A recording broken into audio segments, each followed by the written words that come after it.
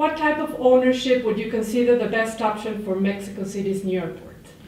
I think that when you look at the evidence and you look at the airports around the world, the ones that are performing across a range of metrics are really the privatized airports. And what we've seen is that if you get a mix of private and public ownership, it always deteriorates the performance of the airport in a number of different ways.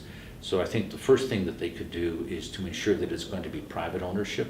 And I think the second thing is that it's a widely held share, so that a number of people have an equity interest in the airport and not just the community. According to your expertise, which would be the greatest risks of the new Mexico City airport?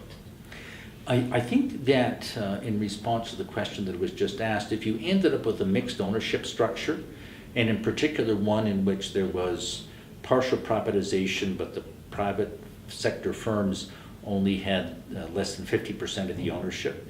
And I think the second thing is that if you brought in regulation, and the regulations are clearly going to be lobbied for by the airline industry, but I think it would be a big mistake because it alters the incentive structures of the managers there.